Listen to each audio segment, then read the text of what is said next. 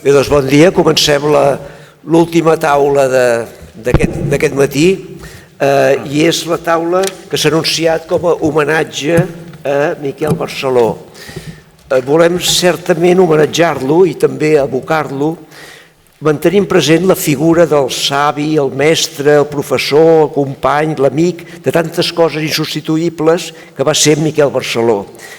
Tots els qui l'hem conegut tenim el nostre Miquel Barceló i ara amb 3 amics, companys i col·laboradors seus n'arrodonirem una mica més la figura.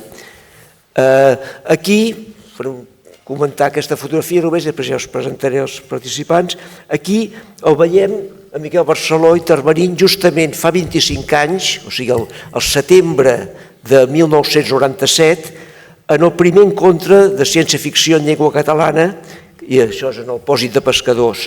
En Miquel en aquell moment estava embolicat preparant l'Hispacón de Mataró, que es va fer a l'octubre, i on va participar i va fundar amb Antoni Segarra, que és d'aquest de blau que hi ha al costat seu, el Premi Manuel de Pedrolo de Ciència-Ficció, que encara es manté a Mataró, i en Miquel en va ser sempre el president del jurat fins ara que ha faltat el 23 de novembre passat.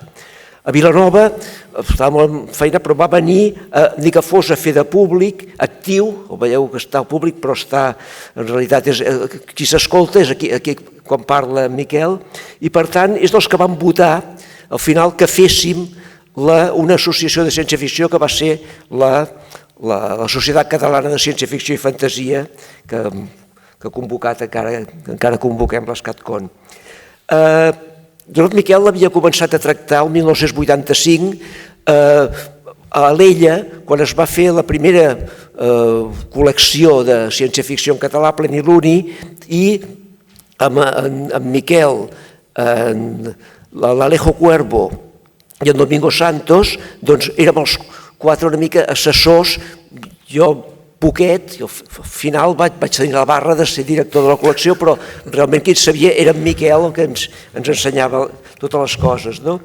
Per tant, això ho he explicat només, això de la foto i això de Pleniluni, perquè una mica recordar també que, a part de Miquel, totes les seves activitats internacionals i de director de la principal col·lecció de ciència-ficció en llengua castellana, amb la ciència-ficció catalana també sempre s'hi va venir, va fer-ho de tot. Ara presentaven un llibre a Mossèn Galícia, també li va presentar el penúltim llibre en Miquel, o sigui que de fet sempre l'hem tingut i també hi ha participat, qualsevol cosa que demanava sempre hi era, i també, entre altres, amb obres col·lectives ha participat i amb obres individuals. Per exemple, hi ha la novel·la Testimoni de Narón, escrita amb Pedro Jorge Romero, que tenim aquí al final, i l'última cosa era un conte, un volum de científics i lletraferits de l'any 2014.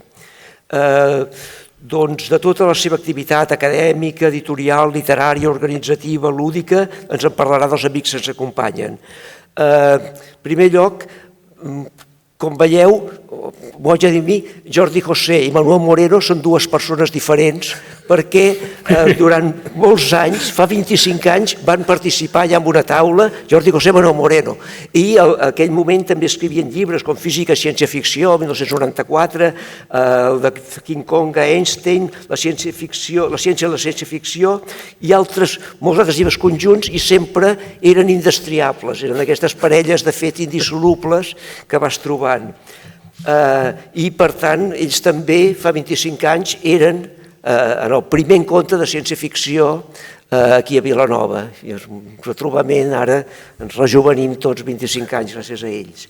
Vam coincidir també amb Miquel amb iniciatives com el grup de tecnociència de la Fundació Epson, que va muntar l'amic Jordi Fonagustí, i ells, com ja ens ho explicaran, companys i col·legues d'en Miquel Barceló a la UPC, i senzillament diré que són uns brillantíssims professors del Departament de Física de la UPC que originen devocions arrabatades i vocacions irreprimibles entre els seus estudiants. Cadascú publica pel seu compte una llista interminable de ponències.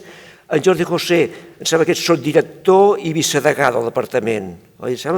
I especialista en astrofísica i cosmologia i no fa gaire el veiem per televisió explicant què punyeta era la fotografia aquella del forat negre al centre de la galàxia.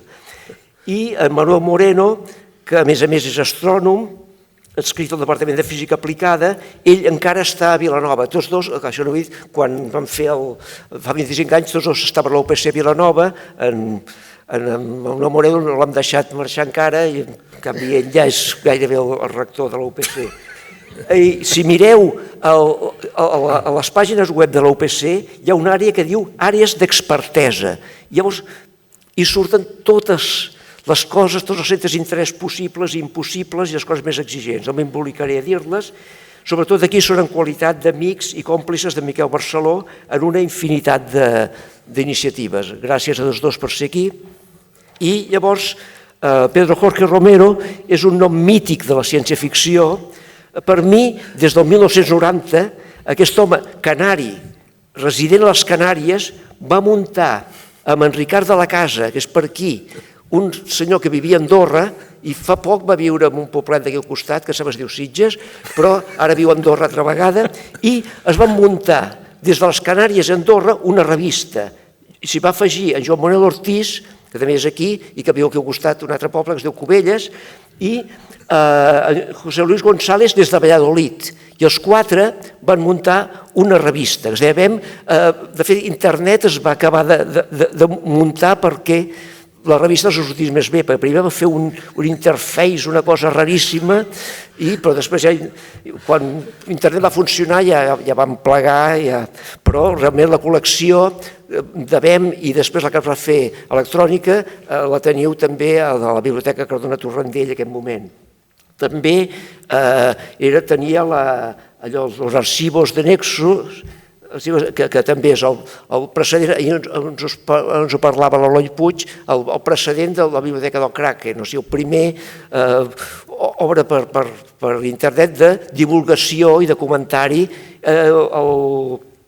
En Pedro Jorge ha traduït una infinitat de novel·les, amb en Miquel per la col·lecció nova, i també ha escrit contes i 3 novel·les, totes 3 amb en Miquel Barceló.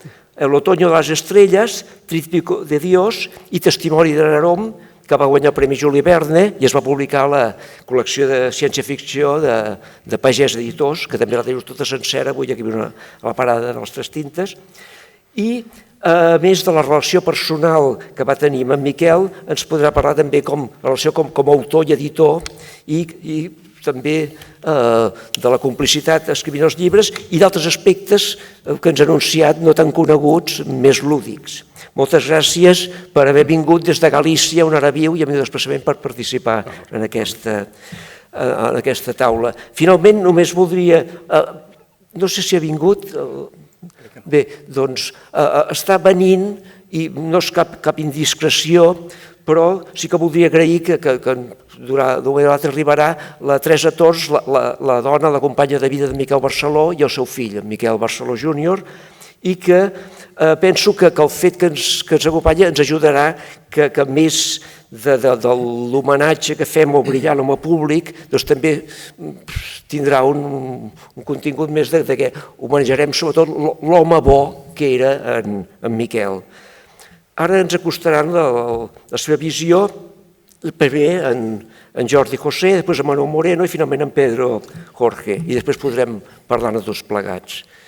Doncs tenim... Hi menjat molt temps, però endavant. Si podem posar ja... Si podeu posar ja la primera presentació.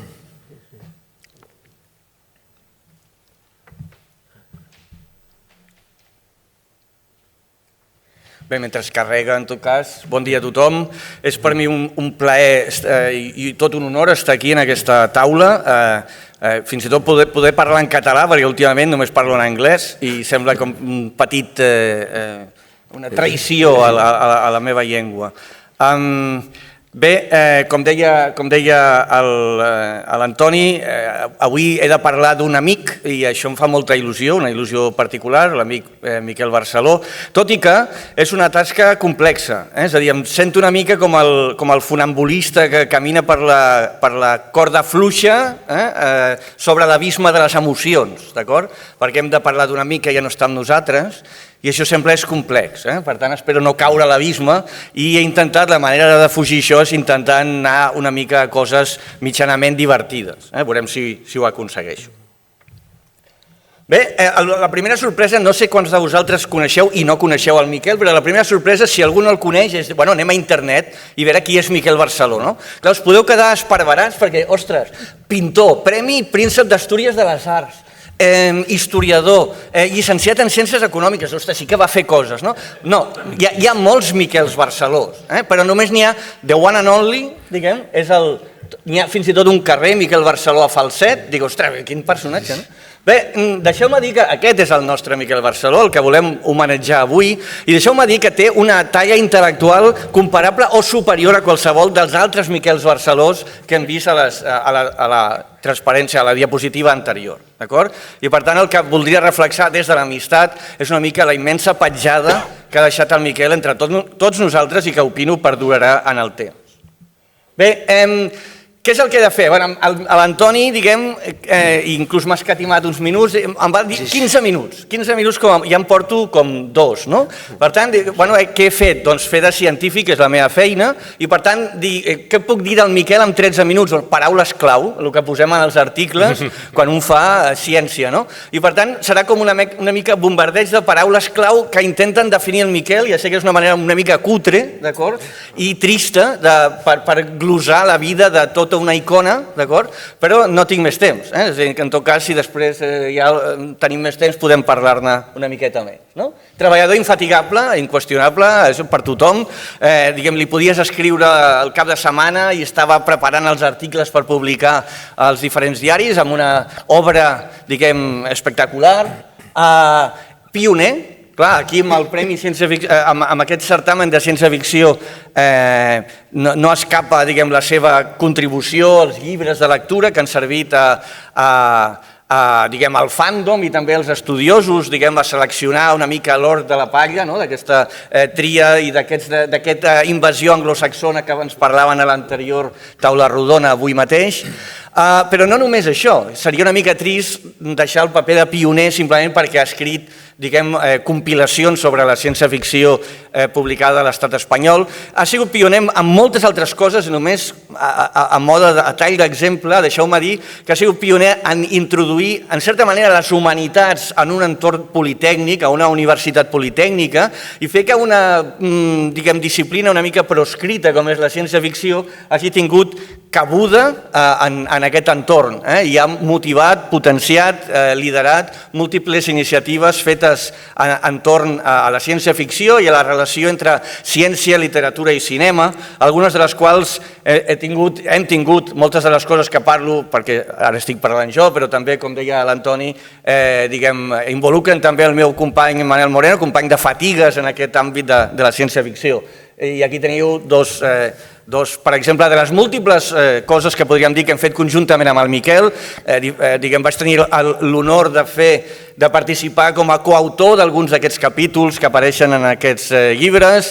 Aquesta va ser l'aventura de l'Institut de Tecnoètica amb el Jordi Font Agustí, que també està a l'audiència, i ja dic, això és només un tast de l'amplíssim llegat escrit que ens ha deixat el Miquel. També va ser un mentor generós i altruista, i amb això voldria destacar, és a dir, deixeu-me dir que jo he jugat sempre a la tercera regional en aquest camp, és a dir, com simplement un amateur, algú que m'agradava la ciència-ficció des de petitet, però que tampoc he fet és a dir, la meva vida ha anat per altres bandes, no? Però, amb el Manel, quan vam coincidir a principis dels anys 90, possiblement l'any 90, se'ns va acudir cert dia que podia estar bé, diguem, dins de la nostra parcel·la de feina a la UPC, intentar fer algun tipus de llibre, de text que ajudés una mica a digerir l'accés al món de la física per part dels enginyers. Llavors vam començar amb aquesta idea una proposta de llibre que va cristal·litzar amb això que es diu física i ciència-ficció, i se'ns va acudir contactar amb una persona que sabíem que existia perquè era la persona responsable de la col·lecció Nova Ciència-Ficció, però que he de confessar la meva ignorància, jo crec que el Manel ja ho sabia, però per quedar bé igual no m'ho va dir, però no sabia que treballava a la UPC, llavors el Miquel, i tampoc sabia que a més vivia a la mateixa ciutat que jo, el qual ja té més delicte, a Sant Cugat del Vallès. Doncs bé, li vam enviar amb molta modèstia, allò típic, jugador de tercera regional, que li envia al jugador de la NBA el seu manuscrit. Jo tenia, em sembla, 23 anys, quan vam fer aquesta aproximació. I què va passar? Doncs que així com acostuma a passar que el gran jugador de la NBA ignora o ninguneja els de tercera regional, no el Miquel. El Miquel ens va acollir amb els braços oberts, ens va fer la introducció, una introducció impagable, bàsicament perquè no li vam pagar, d'acord? Però una introducció que era boníssima, que mereixia, els meus millors qualificatius.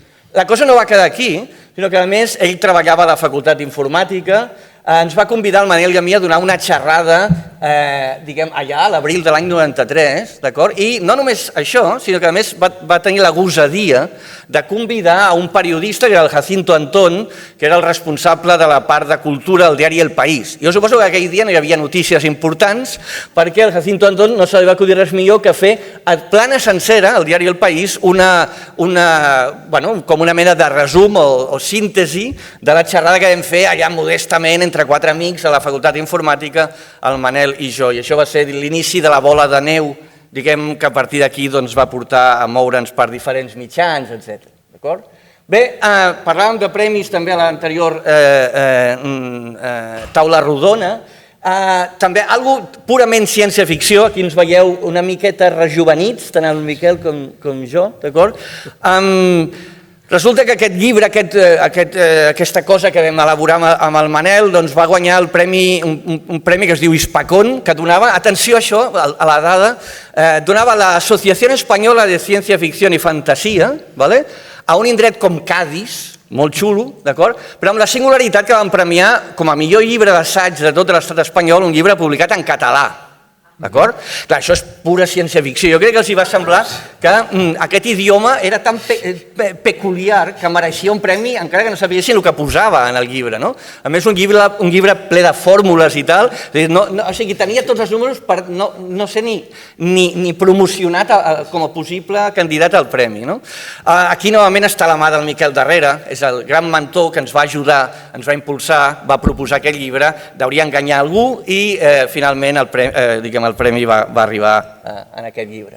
Posteriorment ja la cosa va anar agafant volada, ens va fer el pròleg d'un segon llibre amb temàtica similar, va presentar el llibre en el Festival Internacional de la Ciutat Veïna que deia l'Antoni fa un moment, d'acord?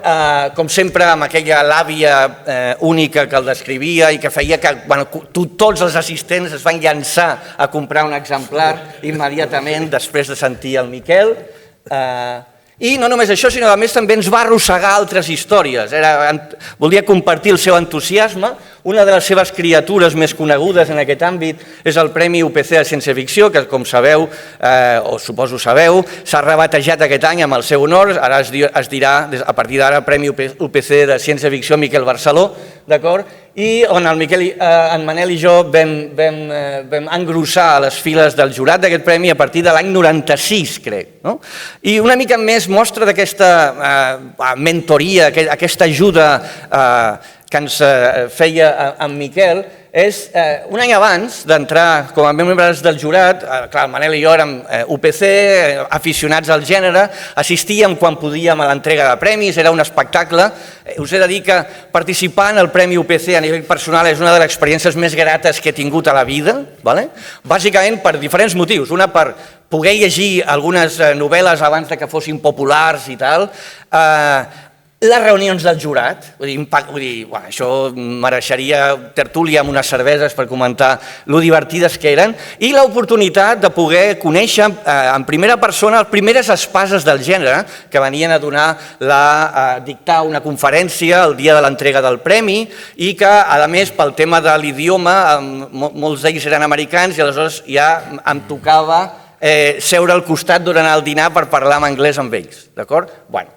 I el qual em va fer, per exemple, conèixer gent com en Joe Haldeman, un referent del gènere, amb novel·les tan importants com La guerra interminable, i va ser molt divertit. L'any 95, quan encara no érem membres del jurat, doncs a la xerrada del propi Haldeman, que em sembla que a més va ser el Pedro Jorge el que la va traduir i transcriure BEM, d'on he tret aquest fragment, doncs resulta que el Haldeman ens va citar el Manel i a mi, i vaig dir, ostres, això ja és el colmo, no? Vull dir, nosaltres d'aquí dos de tercera, el Manel ha pujat de categoria, però jo encara estic a tercera regional, dos persones aquí de Lliga Júnior que siguin mencionats per aquest senyor, no? Però clar, òbviament, no podeu ignorar que aquí estava la mà del Miquel Barceló darrere, novament ajudant a que aquestes iniciatives fetes a nivell local tiressin més enllà.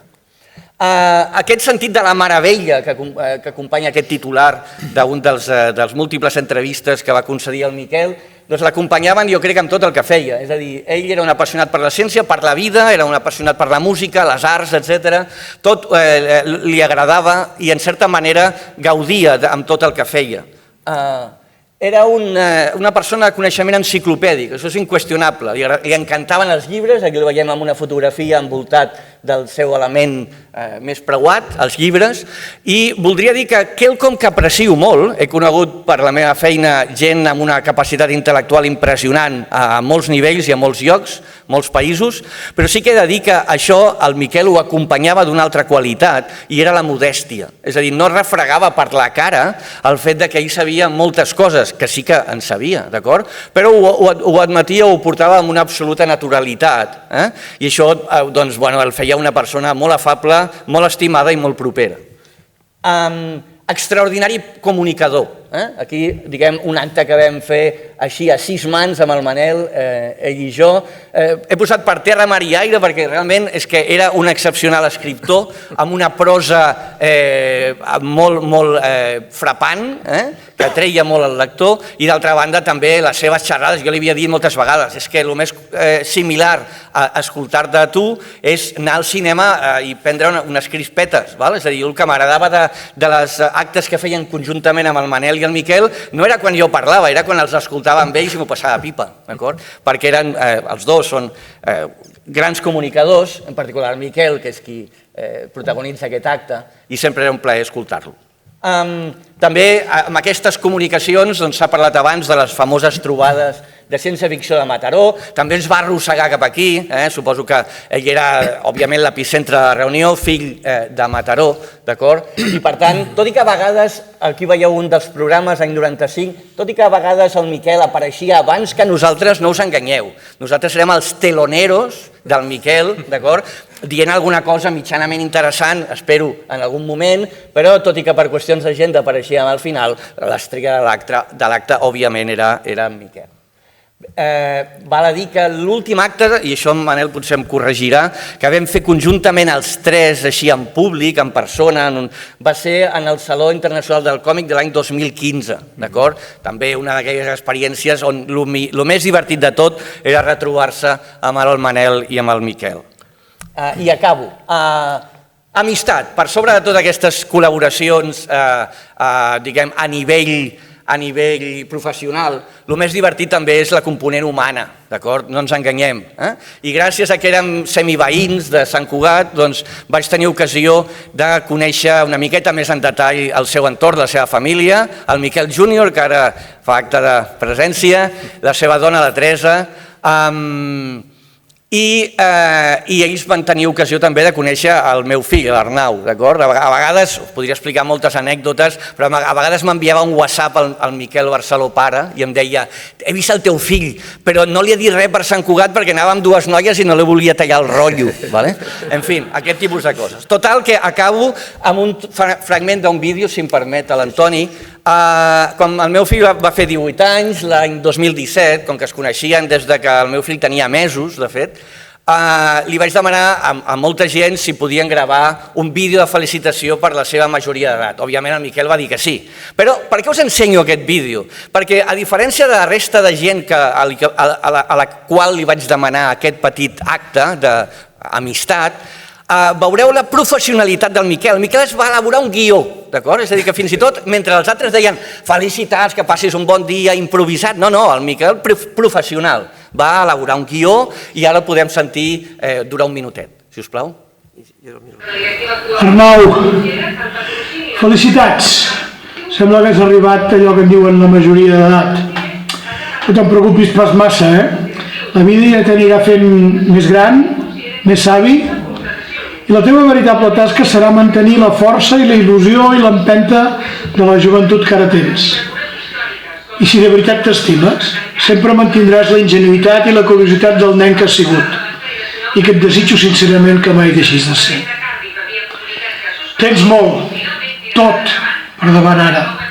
Això tan sols acaba de començar. Tal com diu el poeta, la vida és bella. Ja veuràs com, malgrat tot, tindràs amics, tindràs amors.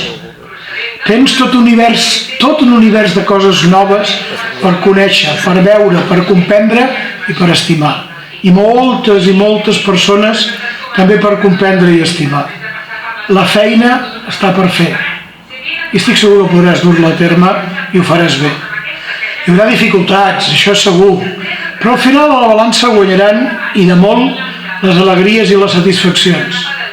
De veritat, això de viure és un veritable luxe, i t'ho diu un veterà. Des de la més ben intencionada de les enveges, et desitjo un futur ple d'aventures, d'amor i de coneixement. Benvingut a la majoria d'edat i que siguis sempre molt i molt feliç. I ja saps allò que diuen, no facis mai cas de cap consell, ni d'aquest. Arnau, que t'ho passis bé. Felicitats. Adéu. Espera't aquí. Molt bé, acabo, última diapo meva. Per sobre de tot, el Miquel, a banda d'aquest companyerisme que comentàvem, ha sigut una excepcional persona, és a dir, que m'he sentit privilegiat de poder-lo conèixer, una d'aquestes persones que deixa empremta, una d'aquestes persones que els anglesos definirien com un gentleman, una mena de cavaller, i com veieu aquí a la imatge, gairebé cavaller Jedi, d'acord? Perquè, diguem, igual que els cavallers Jedi o Jedi, depèn com els vulgueu pronunciar, de la ficció o de la famosa saga cinematogràfica, són immortals, d'acord? És a dir, no moren mai. El Miquel tampoc. Ha deixat una impremta de tal calibre que jo crec que perdurarà per la resta dels anys. I amb això voldria acabar. Que la força t'acompanyi, Miquel. Moltes gràcies, Jordi. Manuel, 15 minuts més. Podem posar la següent? Bé, veieu, el problema de parlar després dels grans savis com el Miquel i el Jordi i amb l'Antoni, que també han compartit taules a 3, 4 o 8 mans o més, és que ja ho han dit tot. O sigui, ja podíem tancar l'acte, no sé si el Pedro Jorge podia afegir alguna cosa, però jo tinc poca cosa a afegir després d'aquesta superintroducció, esbós que ha fet de la figura, aquesta polièdrica i figura que és el Miquel. Jo m'he dedicat simplement a buscar unes anècdotes en paraules seves i el que ell va dir va arribar, i us comento això, i també acabarem, a la meva part almenys, deixant-la a les seves mans, o a la seva cassola, diguem, al cuinar aquesta definició d'aquest ciència-ficció, que us comentaré d'on ve això d'un curs que tenim per internet. Bé, doncs, no hem fet l'aposta. De les últimes diapositives del Jordi sortia el Miquel disfressat de cavaller Jedi, i aquí la primera meva comença amb la mateixa foto. Doncs aquesta foto l'he posat, és la contraportada d'un dels llibres que té escrits amb el Pedro Jorge, i la frase no és d'aquest llibre, la frase és del pròleg aquest que us ha citat el Jordi, de la introducció que ens va fer tan amablement aquests dos professors que estaven per aquí per Vilanova, una ciutat de províncies, els de Barcelona diuen això, quan li vam enviar aquest projecte que va ser aquest esclat una mica, que ell ja l'havia començat a la Universitat Politècnica d'unificar, diguem, o intentar ajuntar ciència, tecnologia i humanitats. Ell ja portava molts anys fent coses de ciència-ficció i, per tant, és l'artífic de les nostres fabuloses biblioteques, les millors dotades de ciència-ficció, d'elements de ciència-ficció, de còmics, de llibres, de vídeos, són les biblioteques UPC, biblioteques universitàries. A part de la que ara tindreu aquí al costat amb el llegat de l'Antoni, d'acord? L'Armand, com es diu? La biblioteca aquesta, Armand...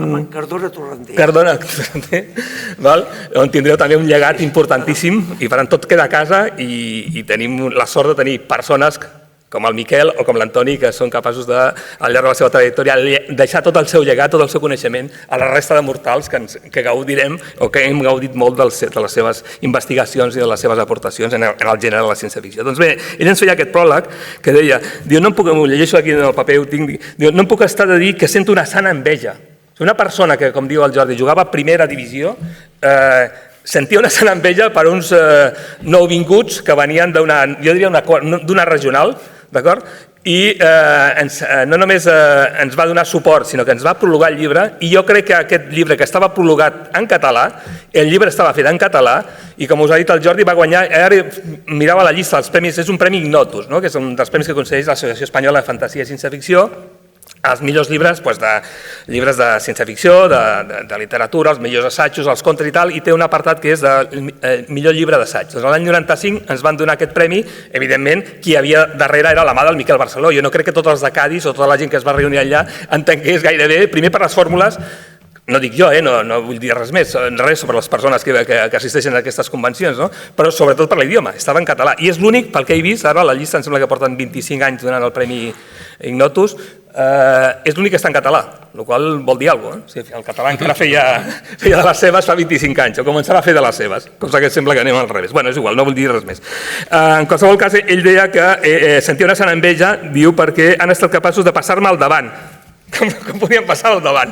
Si més no, remàvem en la mateixa direcció i sentit, però al davant mai. Diu, no sé si jo seria capaç de fer un curs i un llibre com el seu, sobre física i ciència-ficció. Jo crec que era capaç d'això i de molt més, tot i que ell, evidentment, no va seguir, diguem, per la física, sinó que va fer coses d'aportacions com la informàtica i la informàtica ficció, que li deia ell, les coses de ciència-ficció que apareixen a tots els temes d'informàtica i etcètera, en les seves múltiples aportacions a ensenyar a través d'aquest gènere tan especial com és la ciència-ficció.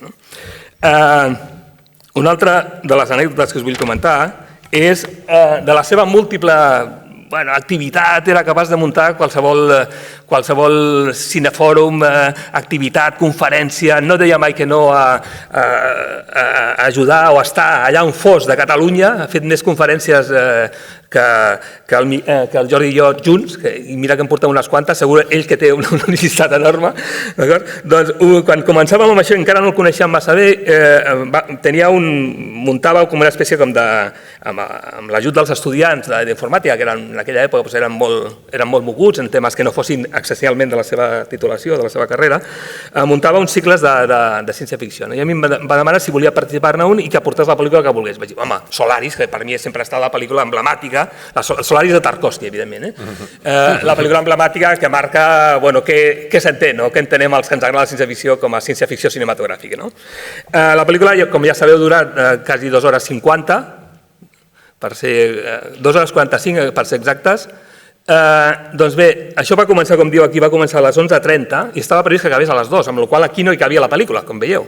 Però és igual, ja se suposava que amb el debat i tal la cosa aniria més, i sí, vam estar més de 2 hores, i ara això ho veig així en perspectiva, i la història és, com deia el García Márquez, no és com ha passat la història, sinó com l'has viscut. Jo la vaig viure així, quasi 3 hores de pel·lícula i més de 2 hores de debat amb els estudiants i el Miquel allà, incitant al debat, parlant de Solaris. Aquesta pel·lícula l'he tornat a presentar moltes altres vegades, però jo crec que no em vaig sentir tan a gust i tan immers en el que és l'univers de Solaris com en aquell cineclub que havia muntat el Miquel pels estudiants d'informàtica i que va ser espectacular. No només això, sinó que ell que agafava idees, evidentment, com tenia una producció de divulgació de la ciència i de la tecnologia molt important, necessitava material, i això li va donar peu a escriure en un dels dels articles que feia pel que ell va donar, es deia Paradojas, que després va publicar en 2 llibres, les seves aportacions, les seves col·laboracions amb els medis, va portar deia, diu, la riqueza e interés de sus comentarios, referia als comentaris que jo vaig fer sobre la pel·lícula, diu, en esa estimulante sesión de Cinefonum. Jo diria més que estimulante, va ser maratoniana sessió de Cinefonum, però per la complicitat de la gent que hi havia, no per res més. La gent volia més i allà vam estar debatent sobre la película, ¿no? Y acaba dient en aquest article, diu, no se me ocurre mejor final que la cita de la novela que el propio Manuel... La cita no era meva, la cita era de la novela. O sigui, jo no he dit mai això ho va dir l'Estanislas Lem sobre la seva novela, ¿no? Diu, el hombre se había limitado al descubrimiento de otros mundos y civilizaciones sin haber explorado íntegramente sus propios abismos, ¿no? Aquesta idea que tenim els humans de que ens llancem a la carrera espacial sense haver conegut, sense conèixer nosaltres internament com som, no? Per tant, jo crec que era una bona... És de les presentacions de pel·lícules que he fet, i n'he fet bastants al llarg de la meva trajectòria, aquesta se'm va quedar clavada, primer per l'extensió i la durada del Cinefòrum i després per aquestes aportacions, tant dels estudiants d'informàtica que tenia el Miquel, que en aquella va estar la seva vida, la seva carrera com a professor, es va desenvolupar a la facultat d'informàtica amb estudiants que es preparaven per ser enginyers informàtics. És una de les pel·lícules que, a part de la pel·lícula en si, em va marcar una mica com s'havia de divulgar la ciència, em va servir una mica també com s'havia de comentar el gènere de la ciència-ficció cinematogràfica. I acabo, abans de deixar també en mans de les seves paraules l'última part de la meva intervenció, és una cosa que ara que tinc el Pedro Jorge li podia haver preguntat, però m'ho va aclarir ell en el mateix pròleg del llibre aquest, que és l'últim que va fer amb el Pedro Jorge, el Tríptico de Dios. Em sobtava que tant a la novel·la anterior, el Testimoni de Nerón, no hi havia tant la figura de Déu pel mig, però la següent novel·la que va fer i aquesta sortia Déu. I jo tenia... El Miquel el coneixia, no profundament, però el coneixia. No entenia què feia Déu en les seves novel·les. No ho entenia, perquè l'anterior parlava de la femtotecnologia. O sigui, la nanotecnologia és la tècnica que tenim per operar amb els àtoms, però la femtotecnologia és anar 1000 vegades més endins i poder manipular els quarks, convertir-te en una mena de Déu que manipula l'entorn per fer el que es vol. Aquí hi havia, no directament, però sí indirectament, la paraula o la idea de Déu com a creador de les coses, i en aquesta novel·la estava clar, el Tríptico de Dios, i va de monges i capellans i coses d'aquestes. Com pot ser? El Pedro J no el coneixia tant, però el Miquel no entrava en el meu cap que parlés de Déu, no? I ja sabeu que els que són ateus o agnòstics parlen molt de Déu, estan en contra però hi parlen, no? I en el pròleg d'aquesta novel·la m'ho va aclarir perfectament. Diu, para un ateo confeso, ja ho declarava obertament, diu, como yo, no deja de ser molesto advertir que en las 2 novelas que he publicado con Pedro Jorge, con Pedro, que en estos temas parece coincidir conmigo, haya siempre una referencia a Dios. Digo, un curioso bagaje para unos ateos o agnósticos confesos como nosotros, ¿no? Digo, en cualquier caso, tómese la referencia religiosa no como tal, sino simplemente como una manera de enfrentar el bien y el mal sin necesidad de recurrir al clásico cliché tolkieniano. Ahora lo entendía. Era una metáfora, era una manera de introducir la lucha del bien y del mal de manera literaria, ¿no? Bueno, pues los 5 minutos que em diu el Jordi que em queden, aprofito... Bueno, traspasses. Els dediquem. Això és un curs, una de les últimes activitats conjuntes amb el Miquel i el Jordi va estar l'elaboració d'un curs MOOC. Pels que no sapigueu el que és un MOOC, és un curs, les sigles en anglès volen dir curs massiu, obert i en línia, gratuït, d'acord? Sobre temes que normalment a les universitats no es donen. La ciència-ficció, la tecnologia, aquesta cosa que hem treballat molt amb el Miquel i amb el Jordi, que és la tecnociència i la ciència-ficció, és un curs que tenim des de l'any 2016. Ara estem preparant la versió en castellà, perquè sabeu el català és limitat, és un curs en català i no arriba qui hauria d'arribar, i ara estem preparant, la tenim quasi acabada, la versió castellana, i és un curs en el qual, evidentment, el Miquel havia de ser sí o sí. De fet, va ser membre del grup pel qual vam rebre un ajut. Una de les vegades que la nostra Generalitat va apostar per aquests cursos, va convocar una convocatòria nacional a nivell català per elaborar cursos a les universitats d'aquest tipus i vam tenir la sort que ens van donar un dels ajuts, que vam utilitzar per pagar el becari i pagar els endolls que necessitàvem per les màquines que vam utilitzar, perquè la UPC, malgrat ser una universitat politècnica, no teníem en aquell moment infraestructura per fer cursos d'aquest tipus. Bé, doncs ho vam fer com vam poder, però crec que va sortir un curs molt interessant i el primer capítol a què està dedicat a què és la ciència-ficció. Doncs com és una CatCon, què menys que un expert en la ciència-ficció ens digui, la seva presentació dura 39 minuts, dividides en 6 talls de 4 o 5 minuts de durada, per tant jo de fet només cal que passem al primer, perquè tenia 2 per suplir els 7 minuts que tenia, com ja tinc menys de 4, doncs us poso només el primer tall, que es diu Una narrativa d'idees. Doncs en paraules de Miquel Barceló, d'aquest expert, amic, company i tot el que vulgueu, doncs què és la ciència-ficció, segons ells, i suposo que en compartirem les seves idees. Gràcies. Hola, bon dia. Es tracta d'intentar respondre una pregunta que, com totes les preguntes, és molt fàcil. Què és la ciència-ficció? I com algunes preguntes, té una resposta, diguem, més aviat difícil. A veure, la ciència-ficció, per començar, no és el que algú imagina. Quan algú diu això és ciència-ficció, està intentant dir que una cosa és com inverosímil, que no és real, que no pertany al món quotidià de cada dia. També és veritat, la ciència-ficció cobreix això. Ciència-ficció tampoc és aquest tipus d'aventures més aviat descerebrades que els productors de cinema nord-americà acostumen a fabricar pel seu jovent, uns adolescents els que ells consideren més aviat curts de gambals, perquè realment a vegades fan pel·lis que hi ha molta acció però no hi ha res més. Ciència-ficció és una cosa més complexa i ve de bastant més lluny fins i tot del cinema. I com que portem quasi 200 anys de ciència-ficció, definir-la no és fàcil. Per tant, la pregunta què és la ciència-ficció és immediata, la resposta és bastant més complicada. Anem a donar un parell de voltes i intentar veure per on podríem anar per explicar aquest tipus de cosa. D'entrada, a mi m'agrada dir que la ciència-ficció és una narrativa d'idees, però ja veureu que també n'hi ha que no tenen idees i també n'hi ha que no és en format de narrativa, o sigui que per començar ja hem canviat alguna cosa. Bàsicament és una temàtica. La ciència-ficció és uns temes que té un gran avantatge i és que és una temàtica sense límits. És una temàtica que pot tractar d'històries que passen al passat, al present i al futur. Ja siguin passats que hem viscut o passats inventats, presents que vivim o presents inventats i, evidentment, són sempre futurs inventats. També aquesta temàtica pot tractar històries o coses que passen en aquest món o qualsevol altre món. I llavors, lògicament, aquest món podria ser el que és, o una miqueta modificat, i els altres mons, evidentment, són el que la imaginació dels autors, diguem, arribi a configurar.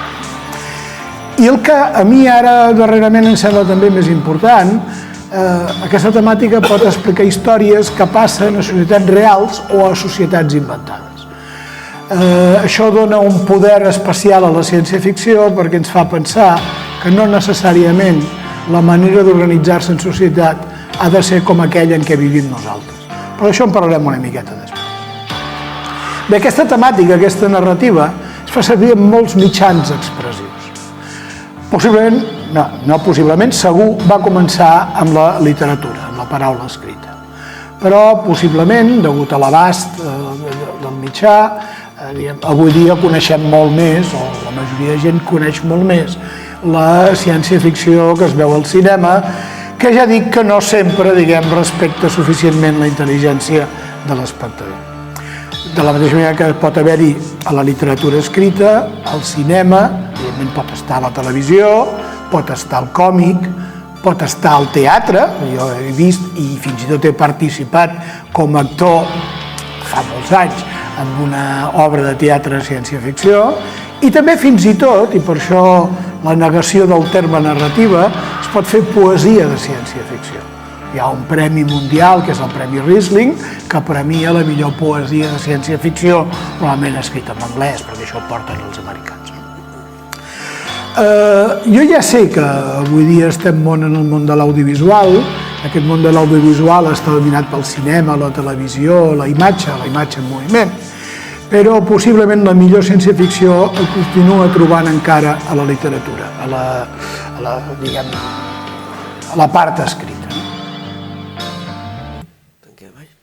Bé, doncs moltes gràcies, Manuel i Miquel. Llavors, Pedro Jorge, endavant, com vulguis. Gràcies. Hola, vale. Primero, gracias por traerme. Segundo, me tengo que disculpar, ya me gustaría, pero no sé catalán. Lo cual es gracioso por una cosa que cuento ahora. Pero bueno, como ha quedado claro, a ver, la relación con Miquel es ante todo de amistad.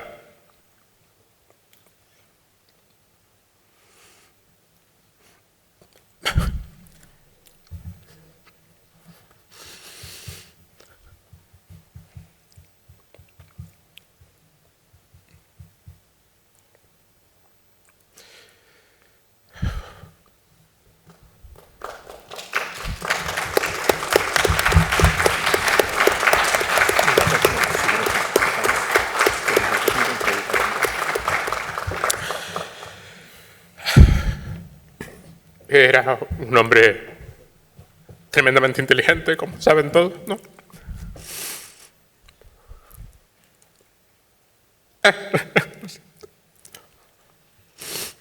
Segundo.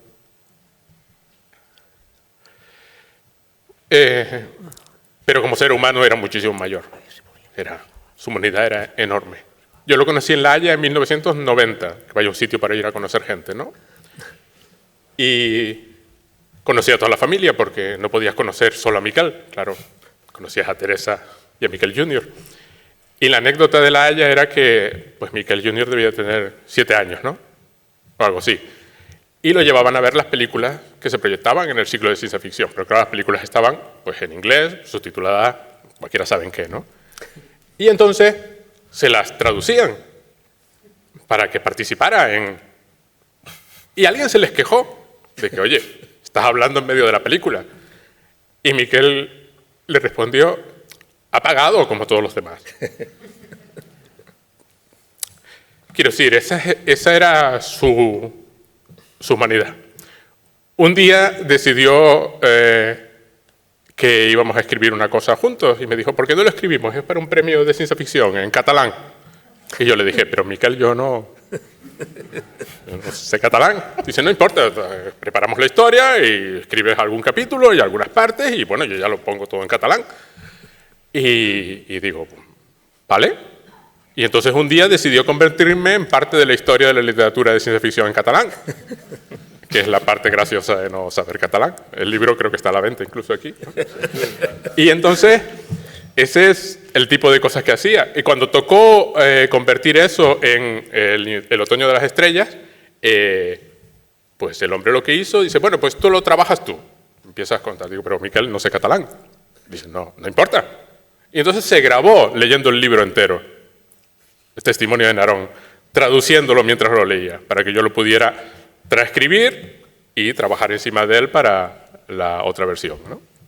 Tengo la cinta todavía, es uno de mis tesoros, ¿no? Bueno, son 2 cintas en realidad.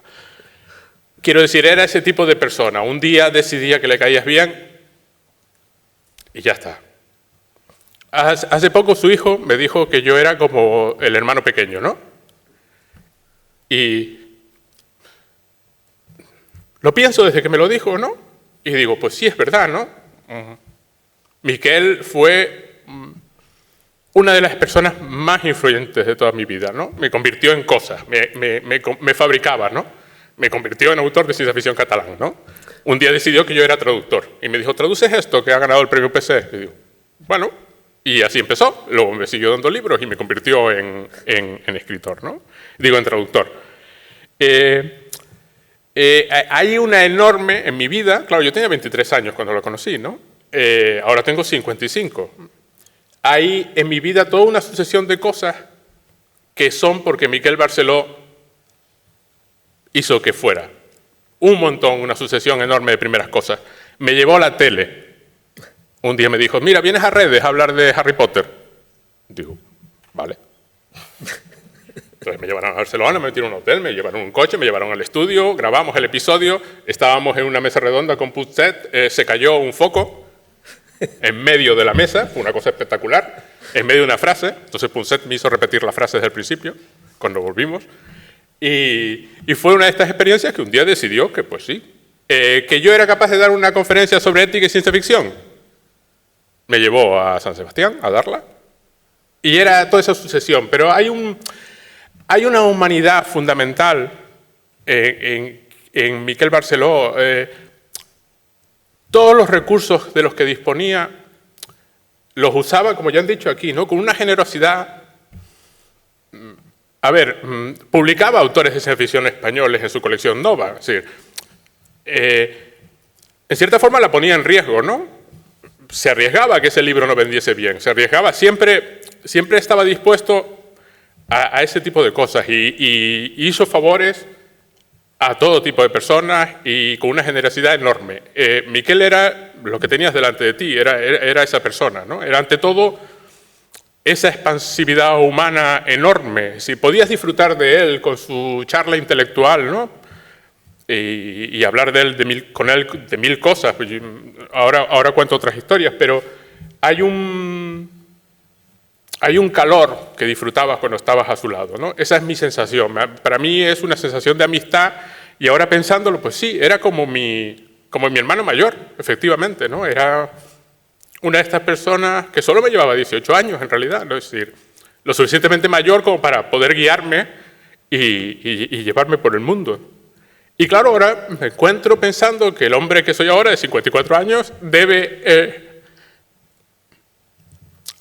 la vida que tiene en buena parte gracias a Miquel Barceló, ¿no? Y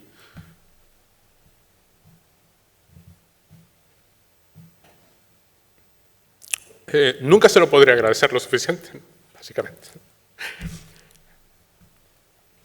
Tengo notas, ¿eh? Porque me temía. Ah, sí. Entonces, cuando estábamos escribiendo lo de Testimonio de Narón, yo escribí algunos capítulos así, pues discutimos la historia. Yo le dije que, por supuesto, no a las cúpulas, que quería cúpulas. Y yo le dije, no, Miquel, eso es de ciencia ficción antigua, las cúpulas. Las vamos a hacer subterráneas, que es lo que tiene lógica, ¿no? O sea, ya nos vamos a desmadrar después, ¿no? Vamos a empezar bien, ¿no? Y entonces yo escribí un texto y digo, este es un planeta desértico con unas lluvias brutales y unas tormentas que te destrozan. Lo vamos a llamar Malpaís, que es una palabra canaria para las zonas volcánicas, ¿no?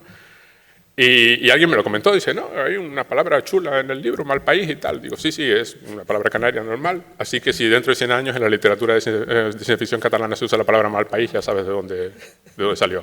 El nombre del planeta también, ¿no? Pero era además generoso en eso también. Es decir, él colaboraba contigo porque quería sacar lo mejor de ti, ¿no? Y te obligaba, ¿no? Y su sola presencia, ¿no? Te hacía que tú quisieras ser mejor, ¿no? Y era una cosa iterativa, ¿no?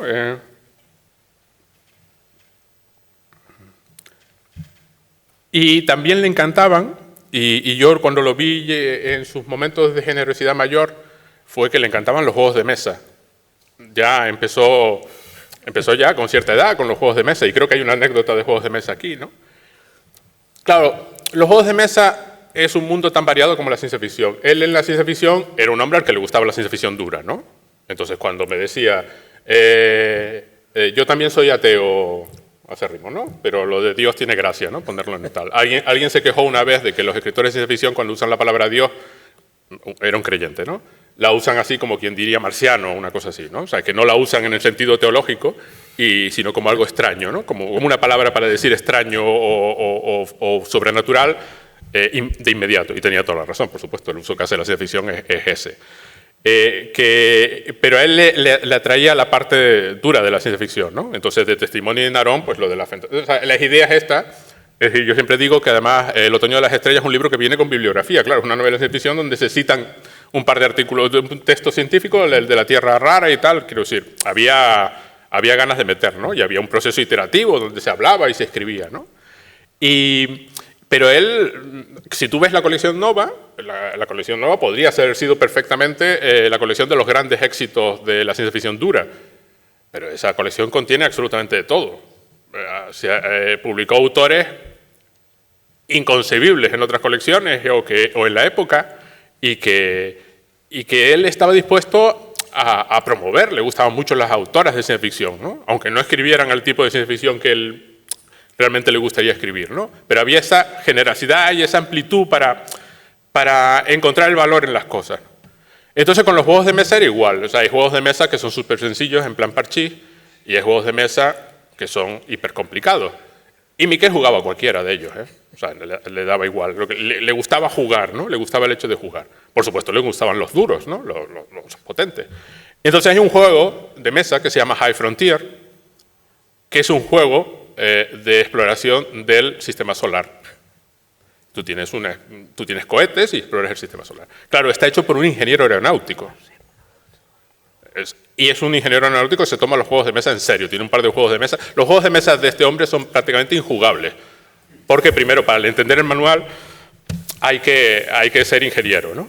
Y entonces un día íbamos a las jornadas de Granollers, él me recogía en el aeropuerto, me llevaba a Granollers, y los salones del hotel los reservaban entero el hotel, entonces los salones abiertos. Y un día paso y me lo encuentro. En una mesa como esta, como de banquete de bodas, enorme, habían desplegado el tablero descomunal de este juego, una edición especial del tablero, y estaban jugando. Y yo paso por allí y digo, uno se había quedado atrapado en los asteroides porque no tenía agua para volver con el cohete y tal. O sea, había una historia de esta. Y yo le decía, mira, Miquel, ¿cómo se nota que eres ingeniero aeronáutico, ¿no? O sea, porque este juego solo puede jugar un ingeniero aeronáutico, que era la cantinela que yo decía, ingeniero aeronáutico, máster en ingeniería nuclear, doctor en informática, ¿no? Pero luego se sentaba contigo a jugar a un juego de dominó sin mayor problema. Le encantaba el contacto con la gente, hablar, jugar y ese tipo de... Y era, ante todo, un gran ser humano, ¿no? I tu tenies una anècdota, no? No. Sí, pues cuenta. 30 segons. Quan el Pedro Jorge va dir que ell volia comentar l'aspecte aquest del gran jugador de jocs de taula que era, li vaig dir, ostres, doncs jo puc aprofitar d'una cosa molt recent que ens ha passat, i és que al campus d'aquí de Vilanova, de la UPC, fem unes jornades cada setmana, unes tertúlies científico-tècniques, que li hem dit, no? I com hi havia una exposició de jocs de taula a la biblioteca nostra, em van dir, ostres, per què no convides, jo que porto les jornades aquestes, em van dir, per què no convides algú que sàpigui de matemàtiques i jocs i tal, i intentem col·locar aquí a les xerrades aquestes. Jo no conec a ningú, llavors amb els meus col·legues matemàtics els dic, coneixeu algú que sigui un expert? I em van dir, sí, el Jordi Deulofeu, que és un matemàtic històric de la Universitat Autònoma, i va fer la xerrada sobre teoria de jocs, la relació entre les matemàtiques, dels jocs de taula, els jocs de taula, no el parxís, aquestes coses que són jocs de taula, però no. Parlem de jocs com aquest de l'enginyer aquest aeronàutic que deia, jocs aquí sí potents, que fan pensar, de totes maneres, que no et s'ho juguen tot a l'atzar. I quan va acabar la xerrada vam estar parlant i vaig dir... Primer em va dir que coneixia el Miquel Barceló, evidentment. En el món dels jocs el Miquel Barceló era molt representatiu. I després em va dir que la seva fama era legendària. I dic, ostres, per què? Diu, mira, un dels jocs que li agradava molt de jugar era l'Eleusis, un joc dels anys 60 que va popularitzar el matemàtic Martin Gardner, on es tracta, és un joc en què les regles les posa un personatge que es diu... Déjame decir una cosita. Es un juego, al contrario que la mayor parte de los juegos que son de deducción, el Eleusis y otra serie de juegos son de inducción. Tienes que descobrir la regla, que eso es muchísimo más complicado. Sí, no, el personatge que et diu es juga amb cartes i s'ha de deduir la regla que un ja s'ha inventat abans. Aquest un és el Déu, una altra relació amb el cosa mística, el Miquel que l'acabo de... Bueno, és igual. El Déu posa unes regles que només les coneix ell i els jugadors han de descobrir, en funció de les cartes que es van llançant, es van jugant, quina és la regla, tot allò que... Diu el Miquel, la seva fama era legendària, o sigui, portava un control, tenia un control tal del joc, diu que era capaç d'haver acabat una partida d'aquestes i dir-li al jugador el que fos, dius, ostres, és que el teu tercer intent és que no has fet el que s'hauria d'haver fet perquè la cosa funcionés o fes d'aquella manera. O sigui, tu creus que un s'ha de recordar, després d'una juguesca d'aquestes que es pot donar, els jocs d'aquests poden jugar dies, no? El Miquel tenia aquesta capacitat de recordar-ho tot i no de retreure-li, perquè ell com bé han dit els meus col·legues, no era una persona de retornar les coses, era de comentar les coses, per tenir temes de parlar. Una persona que mai et diria que aquella cosa l'havies fet malament. Si m'ha comentat, dius, aquella tercera jugada que has fet tu, en l'hora no sé quina, diu, potser la podies haver fet o potser es podia haver fet d'una altra manera. O sigui, a mi em va dir, ostres, no m'ho puc creure que el Miquel diu, és que era així, era la seva manera de jugar i d'entendre el joc com una d'aquestes múltiples facetes més que el Miquel tenía.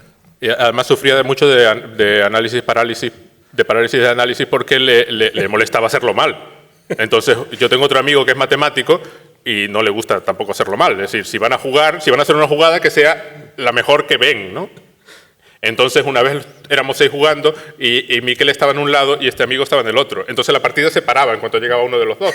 Así que un amigo y yo, que sentados en lados opuestos, jugábamos un turno de otro juego mientras esperábamos a que uno de los dos, no importa, llegaba Miquel, se paraba. Entonces jugábamos un turno, llegaba a mi otro amigo, se paraba y jugábamos otro turno. Esa era la única parte negativa de jugar con Miquel. Hauríem de... Està? Bé, doncs, és que marquen un horari, ja estem, diguem, al final de l'hora total. Moltes gràcies, Pedro Jorge, per la teva aportació i realment, i de tots tres,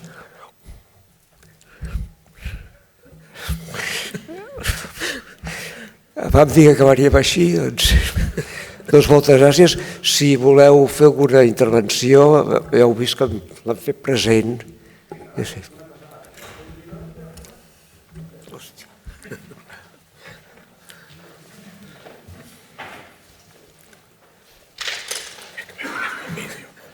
Se sent? Va, no acabarem plorant. Corria l'any 80 i 3 amics, en Lluís Salvador, en Xavier Villanueva i Ramon Reig, fèiem un fanzine. Es deia Mecanoscrítica i estava dedicat a l'entorn del fandom i tot el que es publicava. I vam arribar a saber que sortia un fanzine nou que es deia Candama. Aleshores vam contactar amb en Miquel, no recordo si per carta, que en aquell temps s'escrivien cartes, o per telèfon, que en aquell temps es trucava per telèfon fixe, i vam contactar amb en Miquel i van dir, sí, veniu, ens fareu l'entrevista. I en Miquel i la Teresa ens van obrir casa seva i tal com vam arribar van baixar la mirada i van veure 3 màrrecs de 18 anys que llibret en mà venien a fer-los l'entrevista per aquest nou fanzine que havia sortit. Doncs tant en Miquel com la Teresa va ser tanta l'energia que ens van transmetre i les ganes de continuar fent-ho i de tirar-ho endavant que encara vam tirar com 4 o 5 números més al llarg d'un parell o 3 d'anys. I era només per això, que estem parlant de la vessant humana d'en Miquel, que era molta i que continua sent també molta a través de tota la seva família, els que ens van decidir per a continuar i tirar endavant tot això. Més endavant van coincidir, em sembla recordar, TV3, Joan Manel, i amb tu també, Antoni Monet, te'n recordes? A TV3 amb una taula rodona, però això ja és una altra història. Doncs moltes gràcies. Voleu dir alguna cosa o si no, l'hem tingut present? Sí. Doncs, sí. Vols intervenir? No cal. Doncs, moltes gràcies. Doncs ara tancarem ja l'auditori i fins a 3:15 tornarem a reprendre les sessions. Moltes gràcies a tots.